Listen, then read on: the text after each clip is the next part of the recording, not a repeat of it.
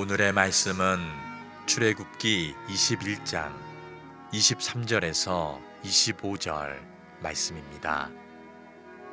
그러나 다른 해가 있으면 갑되 생명은 생명으로, 눈은 눈으로, 이는 이로, 손은 손으로, 발은 발로, 된 것은 된 것으로, 상하게 한 것은 상함으로, 때린 것은 때림으로 갚을지니라. 아멘. 지난 4월 13일 일본 정부가 후쿠시마 원전에 있는 오염수를 바다에 방류하기로 최종 결정을 했습니다. 일본 발표에 의하면 오염수를 안전기준 이하로 희석시켜서 2051년까지 한 30년에 걸쳐서 방류를 하겠다라고 강조를 했지요.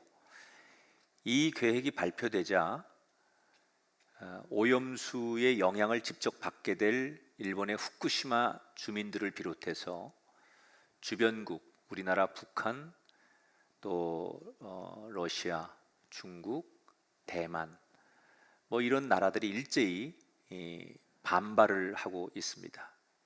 이에 대해서 일본 정부는 미국 정부나 국제 원자력 기구의 지지를 받았으니까 문제될 게 없다, 이렇게 오히려 큰 소리를 치고 있고, 최근에 일본의 한 고위직 관리자가 한국이나 중국 사람들의 항의 따위는 들을 가치도 없다라고 발언한 것이 알려지면서 우리나라 국민들의 분노를 사고 있습니다.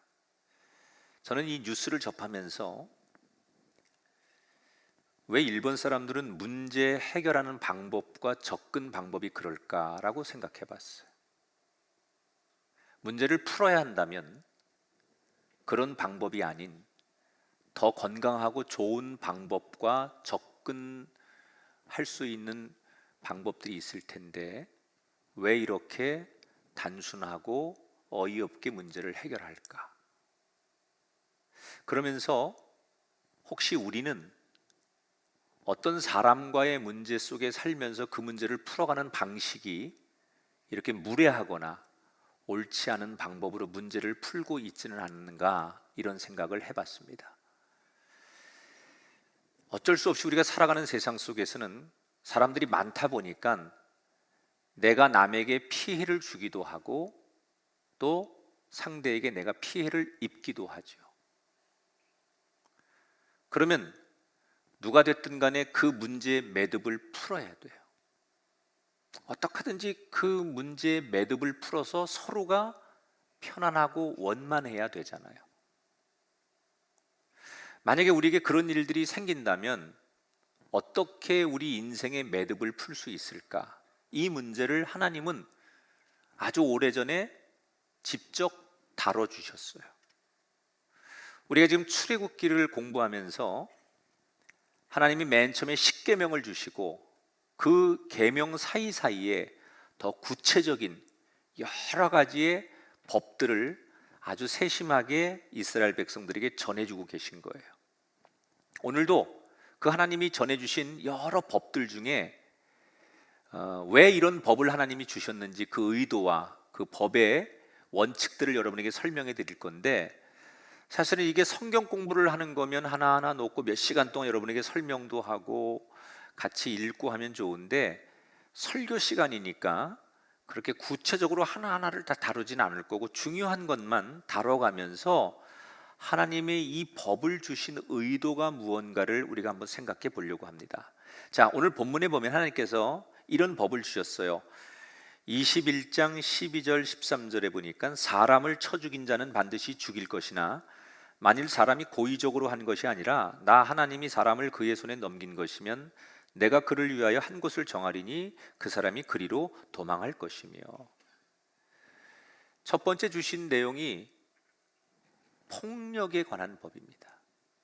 이게 오늘날로 보면 형법에 해당하는 건데, 제일 먼저 이 형법 중에 하나님께서 살인자는 죽여야 된다, 이렇게 말씀하십니다. 당연한 거죠. 여러분, 생명은 하나님이 처음 우리에게 만들어 주신 거고 그래서 하나님의 거예요. 하나님 이외에 누가 생명을 마음대로 하면 안 돼요. 그런데 인간이 남의 생명을 자기 마음대로 다루고 상대를 죽였다. 그건 하나님 앞에서 용납할 수 없는 거죠. 그래서 하나님이 남의 생명을 죽인 자는 사형을 시켜라 라고 법을 주셨어요. 그런데 거기에 그 법의 좀 구체적인 얘기를 그 다음에 하십니다. 어떤 얘기냐면 고의적인 살인이 아닌 과실치사이면 그건 의도적인 살인하고 좀 구분을 해라. 무작정 그렇게 그 사람을 사형시켜야 되는 것처럼 하면 안 된다. 물론 전제 조건이 있어요. 과실치사인 경우, 어떤 사고로 인해서 사람을 죽게 했을 경우에는 그냥 사형시키지 말고 그 사람의 죄를 묻되, 그래서 일정한 정해진 곳에 가서 그가 거기에서 도피해서 살되 더 많은 자유를 주진 못하지만 그렇게 일방적으로 사형을 시키는 것과 똑같이 취급하면 안 된다. 그러니까 의도하지 않은 사고를 의도한 사건과 동일하게 다루지 말아라, 그런 얘기예요. 그러니까 지금 이 현대 사회의 그 형법의 상식인 과실치사가 이미 구약성경 출애굽기로부터 시작이 된 거죠. 자, 그러면서 하나님께서 구체적으로 이 법 이후에 여러 가지를 말씀하시는데, 그게 뭐냐면 부모에 대한 폭행을 저지른 사람도 사형시켜라. 또 이웃에 대한 납치, 유괴, 이거는 무조건 사형시키도록 법을 만드셨어요. 근데 여기서 여러분, 부모에 대한 폭행이라는 게 간혹 뭐 지금도 그런 뉴스가 어처구니없게 나오지만 힘없는 부모를 자식이 때린다거나 뭐 부모를 뭐 밀치거나 뭐는 뭐 내팽개치고 이런 것들이 있지만, 여기서 말하는 건 그것만이 포함되는 게 아니라 부모를 부모로 대하지 않고 폭언을 하거나 부모를 그 물리적인 힘이 아닌 다른 것들로 학대하는 것도 부모에 대한 폭행으로 보는 거예요. 그러니까 하나님이 굉장히 자녀가 부모를 그 불효하는 거에 대해서 단호하게 얘기하시는 거예요. 그 이웃을 납치한다든지 유기하는 거, 이런 건 아주 하나님께서 강경하게, 애초에 생각도 못하는 이런 죄는 생각도 하지 말아야 된다라고 말씀하시는 거겠죠. 그 다음에 폭행에 대한 여러 가지 법들을 말씀하시는데, 상해에 대한 법이죠. 폭행 때문에 상대방이 다치면 당연히 손해배상을 해라 라고 말씀하신 다음에 이런 규정을 내리십니다. 20절에 보니까 사람이 매로 그 남종이나 여종을 쳐서 당장에 죽으면 반드시 형벌을 받을 것이다. 주인이 자기 종을 노예라고 함부로 해서 때렸어요. 근데 이 종이 죽었어요. 그러면 그 주인은 비록 내 노예고 종일지라도 그 종이 죽으면 주인이 벌을 받아요. 성경에는 어떤 벌을 받는지는 안 나와 있지만 랍비들의 문헌에 보면 비록 종을 죽인 주인이 내 종이니까 괜찮아 그러지 않고 그런 주인에겐 참수형을 내렸다라는 기록이 있어요. 근데 이게 여러분 굉장히 파격적인 법입니다. 왜냐하면 당시에는 이 종은 어떤 개념이냐면 주인의 소유물이에요. 돈을 주면 얼마든지 노예들을 살 수 있어요. 그래서 물건 다룰 수 있고 내 마음대로 할 수 있다고 모든 사람들이 생각하는 그런 때예요. 그런데 하나님께서 어느 날 법을 만들어 주셨는데, 인간들끼리는 뭐 윗사람이 있고 아랫사람이 있고 신분제도가 존재할지 모르지만 하나님 앞에서는 누구나 다 인간은 동일하다는 거예요. 그러니까 이게 그 당시 그들이 가지고 있던 주인은 종을 마음대로 소유하고 사고 팔 수 있다고 생각하는 그 당시의 상식에게는 이 법이 얼마나 파격적인 법이었는지 몰라요. 하나님 주신 법들이 얼마나 구체적인지 이런 법도 있어요. 임산부를 만약에 폭행을 해서 유산이 됐다든지 임산부가 다치게 되면 이것도 엄격하게 처벌을 해라. 또 이런 법도 있습니다. 주인이 노예의 눈을 다치게 하거나 이빨을 부러뜨리면 그 노예의 신분을 자유롭게 풀어줘라. 이런 여러 가지의 형법들을 하나님께서 오늘 이스라엘 백성들에게 정해 주셨어요. 자, 이 형법들의 내용들 가운데 몇 가지 하나님의 그 의도, 이 법을 말씀하시는 원칙이 드러나요. 그게 뭐냐면 약자들, 소외당한 사람들, 힘없는 사람들, 그게 누구예요? 노예들이나 종이나 임산부, 이런 사람들의 인권을 보호하려고 하는 의도가 이 하나님이 주신 형법에 고스란히 드러나는 거예요. 아무리 내가 마음대로 할 수 있는 종이고 노예일지라도 힘없는 여자나 어린아이나 내지는 임산부 같은 사람들을 철저히 배려하고 그들을 존중하고 그들을 지키려고 하는 하나님의 마음이 이 법에 고스란히 드러나는 거예요.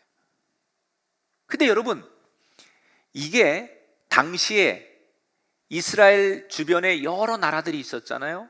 그 고대 근동의 많은 나라들 가운데 이스라엘보다 크고 문명적으로 앞서 있고 여러 가지 그 굉장히 질서가 있는 나라들이 많이 있었지만 어느 나라의 어떤 문서에도 이렇게 인권을 강조하는 법이 등장을 안 해요.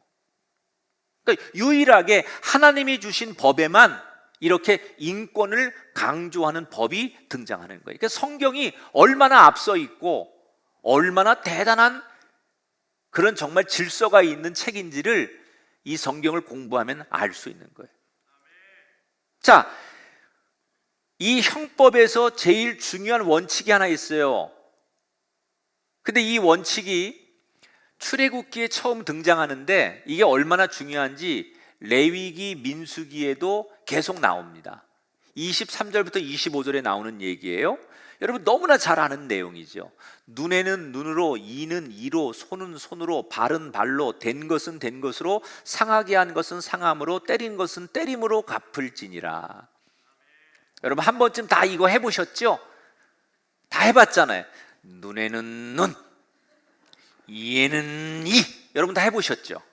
응?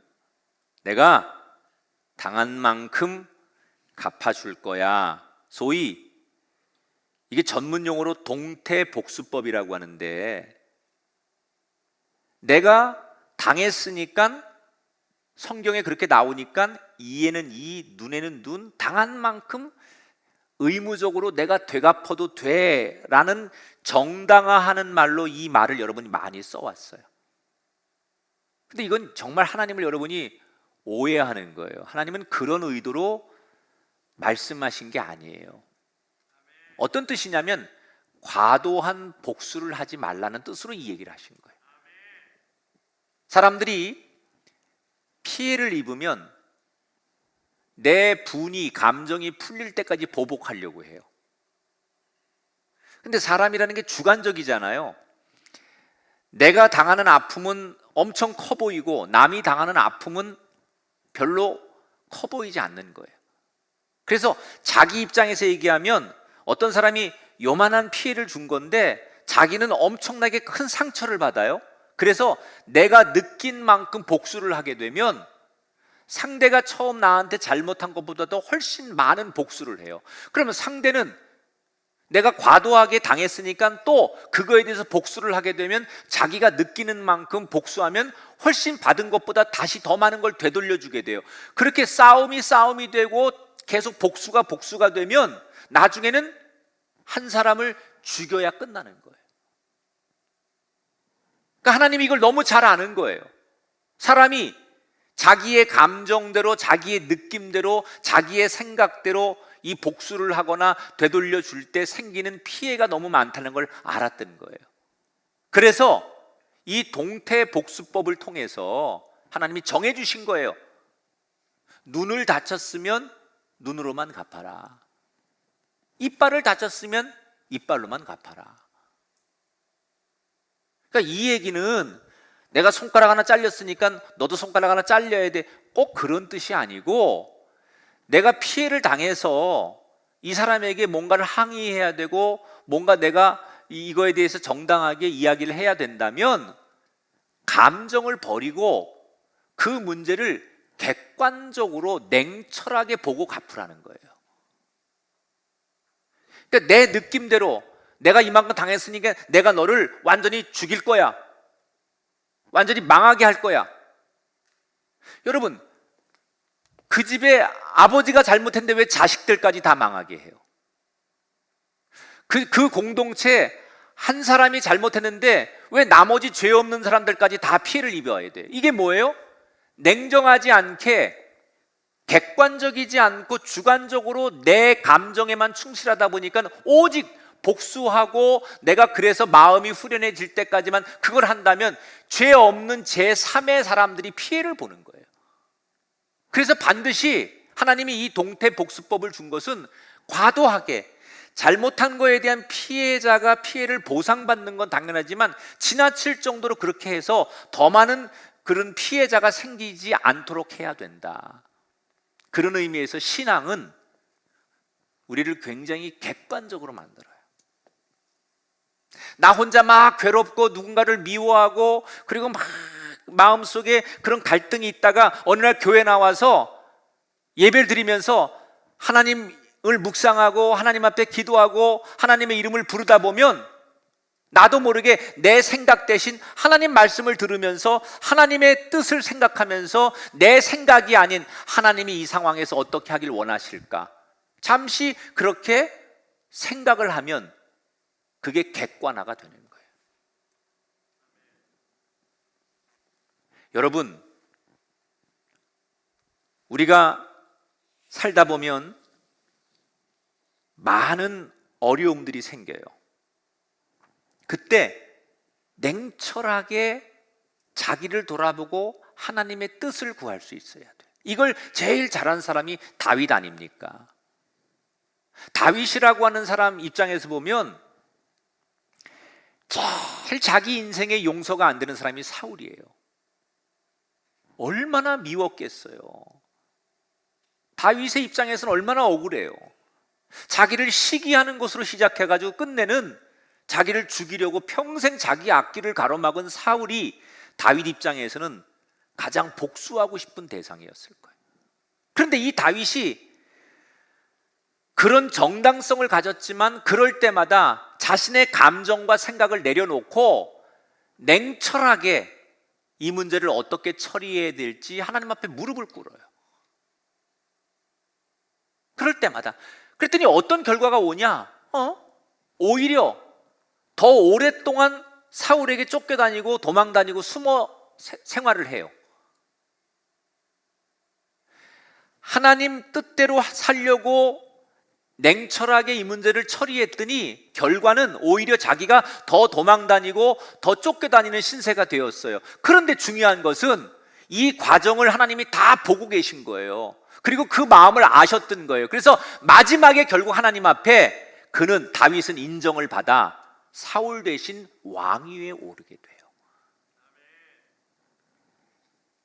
오늘 이 예배를 드리는 분 가운데 뜻하지 않거나 원치 않는 인생의 매듭들을 가지고 계신 분이 계십니까? 누군가가 너무나 밉거나 원망스럽고 용서가 되지 않는 그런 감정에 꽉 차 계신 분이 오늘 예배를 드리고 계신다면 그런 당신에게 하나님이 직접 말씀하시는 거예요. 그 감정에 충실하지 말고 하나님의 뜻대로 냉철해져 봐라.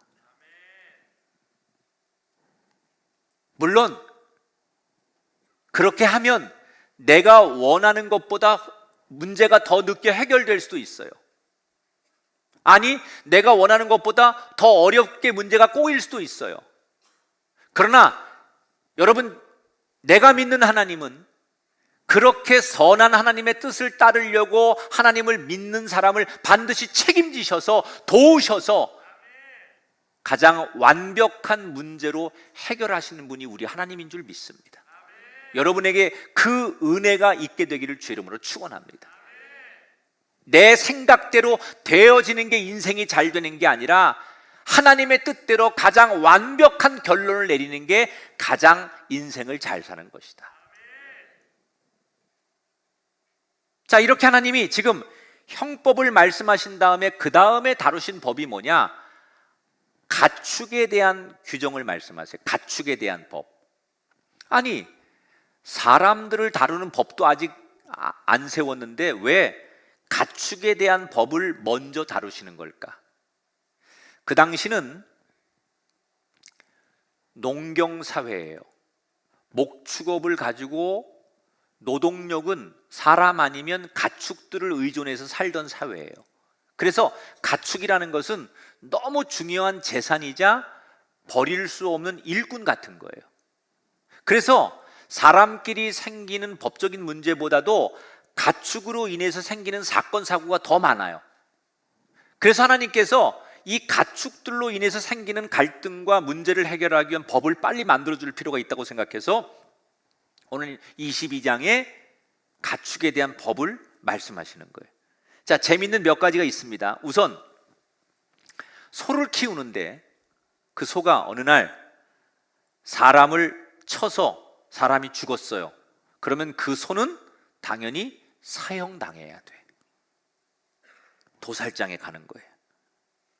그런데 그 소가 예전에도 사람을 들이받은 전례가 있었고 우리 소가 툭하면 사람을 들이받을 수 있다는 걸 알았음에도 불구하고 주인이 그 소를 방치해 놨다면 그때는 그 소뿐만이 아니라 주인도 사형을 당해야 된다.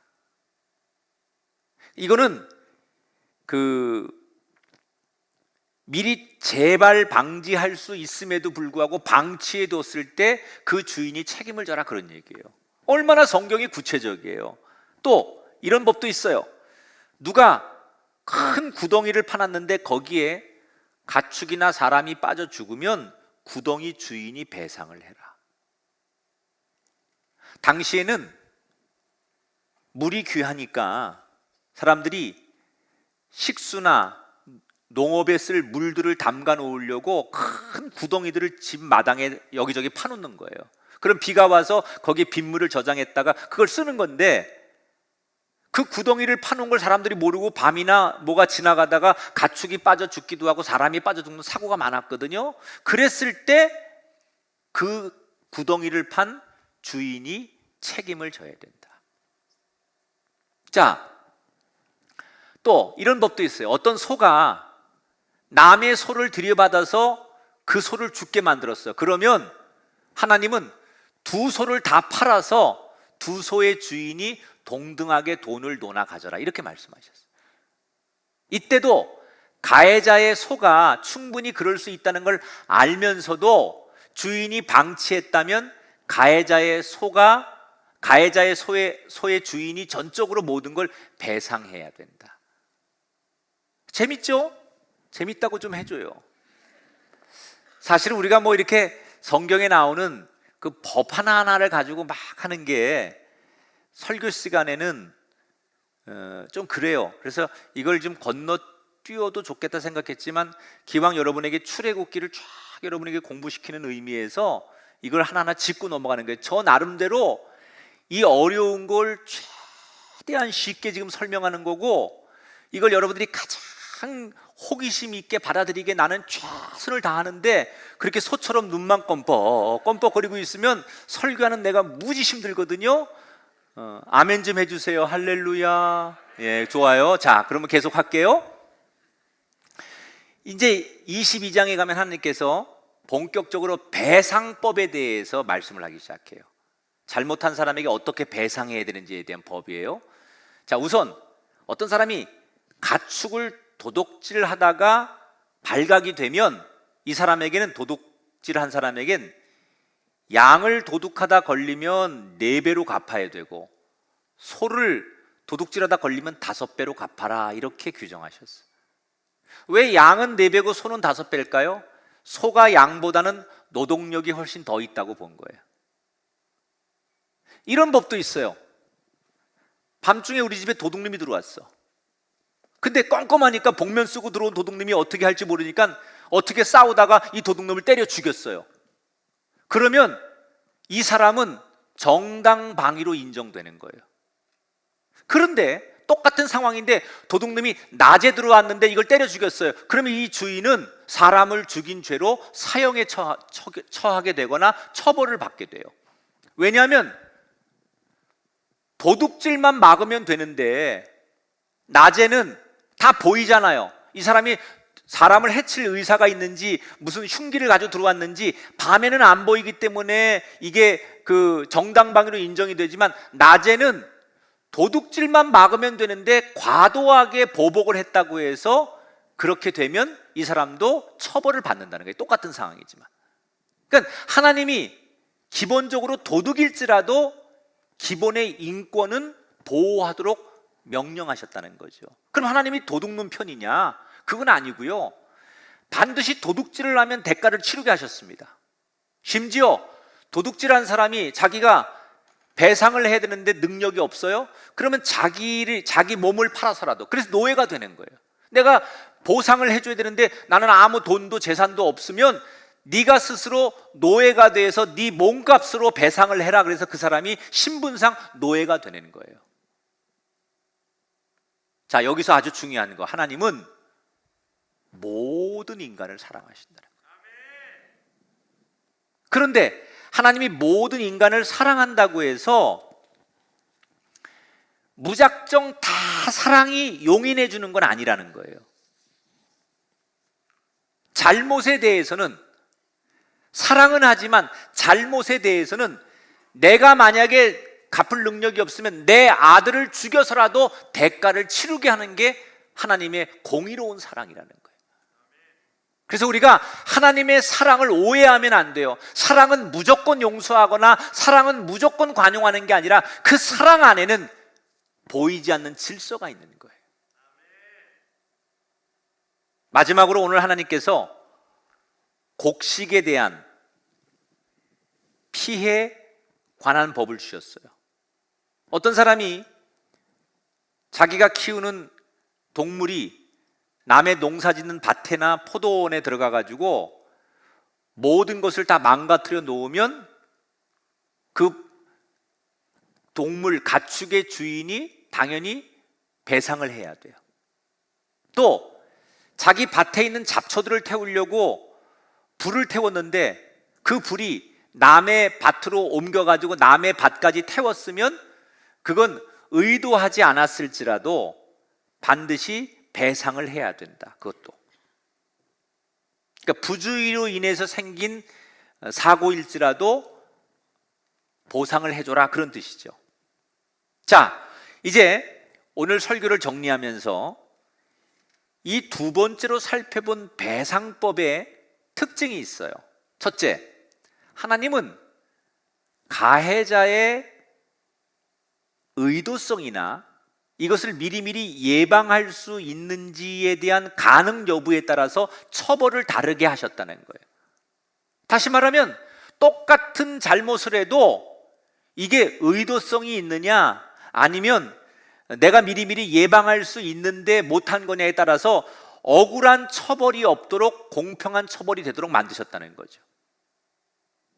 그러면서도 잘못한 것에 대해서는 반드시 배상을 명령하셨어요. 모든 하나님의 법 속에는 잘못한 걸 인정하면 거기에 따르는 대가를 지불하도록 만드셨어요. 이 배상법에 보면. 왜 그러셨을까요? 여러분, 우리가 잘못했다는 것은 누구에게 상처를 준 거잖아요. 누구에게 어려움을 준 거잖아요. 다시 말하면 그 사람과 나 사이에 인생의 매듭이 지어진 거예요. 이걸 풀어야 되는 거예요. 그래서 반드시 그 사람에게 그 매듭을 풀려면 끝을 잘 맺도록 배상법을 하나님께서 강조하신 거예요. 근데 여기서 우리가 조심할 게 하나 있어요. 성경에서 매듭을 풀라고 반드시 보상하라 라고 하나님이 가르쳐 주셨는데 한 가지 우리가 놓치는 게 있어요. 우리가 상대에게 배상을 해준다고 해서 양심에 솔직하지 않는 것은 배상이 되지 않는다는 거예요. 만약에 어떤 사람이 자기 가축이 다른 사람을 들이받는 습관이 있는 걸 알면서도 배상을 적게 하기 위해서 우리 가축이 그런 거 난 처음 알았다고, 몰랐다고 잡아뗄 수도 있잖아요. 우리 집 그 가축으로 배상을 해줘야 되는데 저 배상해주는 사람한테 마리수만 채워주면 되니까 병들고 새끼도 못 나고 이런 것만 골라서 줄 수도 있잖아요. 그러니까 하나님이 이 배상법을 주신 것은 보상하라라는 원리만 있는 게 아니라 그 피해자와 가해자 사이에 원만한 매듭을 풀라라는 의미에서 이 배상법을 주신 거예요. 그런데 이 배상하는 사람이, 잘못을 시인하는 사람이 양심껏 하지 않고 진심으로 하지 않고 가식적으로 하는 거예요. 내가 잘못했으니까 내가 이렇게 배상금 줄 테니까 이거 가지고 이거 먹고 떨어져. 이거 가지고 너하고 나하고는 관계 끝난 거야. 됐지? 그러면 여러분, 보상했다고 해서 그 사람과 나와의 관계가 회복되는 건 아니잖아요. 하나님이 원하는 건 사람과 사람의 관계, 매듭이 풀어지길 원하시는 거예요. 그러려면 배상하는 형식이 문제가 아니라 거기에 진정성이 담겨 있어야 된다는 거예요. 진심으로 사과하고 진심으로 용서를 구하고 양심껏 해야만 그 사람이 받아들일 거 아니에요. 그걸 말씀하시는 거예요. 내가 먼저 솔직하게 진정을 담아서 용서를 구해야 된다.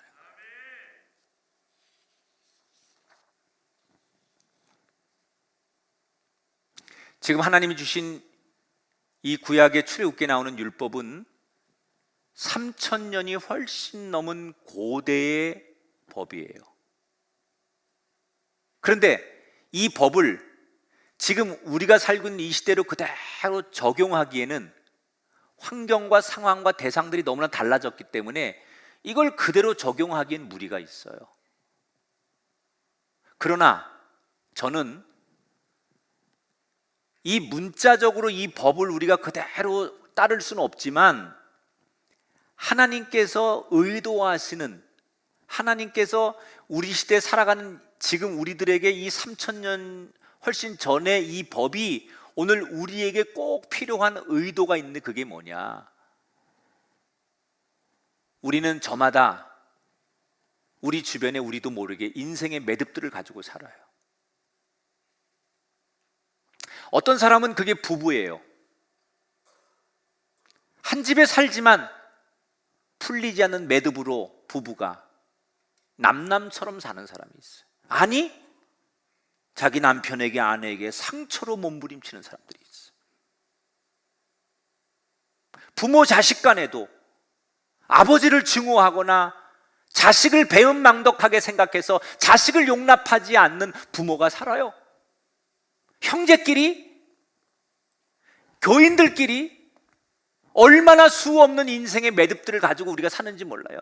내가 원하든 내가 잘못했든 상대가 잘못했든 우리는 다양한 인생의 매듭들을 가지고 있어요. 그런데 하나님이 원하시는 건 단순히 배상하고 형식적으로 이 사건을 처리하라 그런 뜻이 아니라 그렇게 수 없는 인생의 매듭들을 가지고 사는 현대인들에게 그 매듭을 풀고 살라는 거예요.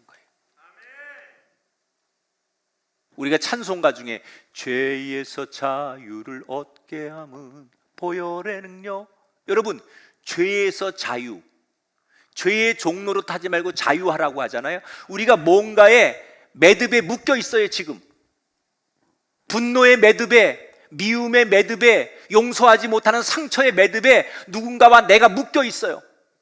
그렇다면 그 사람이 교회 나와서 아무리 신앙생활 잘하고 귀하게 봉사하고 예배 열심히 드려도 그가 신앙의 자유, 하나님의 믿음의 자유를 누리는 사람일까요? 절대 그렇지 않은 거예요. 형식으로는 교회 나오지만 그가 누군가의 인생의 매듭이 아직도 풀리지 않아서 거기에 발목 잡혀 있다면 그 사람은 아직도 원망의 노예, 분노의 노예, 진정한 복음의 자유를 누리지 못하는 거예요. 그래서 하나님은 그 매듭을 풀고 복음에 자유한 사람이 되라는 거예요. 사랑하는 여러분, 우리 안에 얼마나 많은 다툼, 갈등, 미움, 증오, 분노가 우리 안에 존재하는지 몰라요. 여러분, 하나님이 이 말씀을 우리 보고 풀라고 주신 거예요. 이 매듭은 빨리 풀어야 돼요. 근데 상대가 풀면 안 돼요. 내가 풀어야 돼요. 왜? 하나님이 나한테 이 법을 주신 건 너가 내 백성이니까, 하나님의 자녀니까 나에게 이 말씀을 주셨다면 내가 풀어야 돼요. 자존심이 문제가 아니에요. 그 사람도 안 풀고 나도 안 풀면 풀리지 않아요. 그래서 내가 먼저 가서 냉철하게 객관적으로 이 문제를 감정으로 대하지 말고 진정으로 용서를 구하거나 진정성 있게 말하면 어떤 매듭도, 인생에 얽힌 것도 풀려질 줄 믿습니다. 짧은 인생 살면서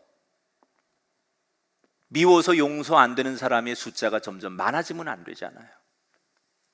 내 주변에 죽는 날까지 세월이 더해질수록 인생의 매듭이 점점 많아지면 안 되잖아요.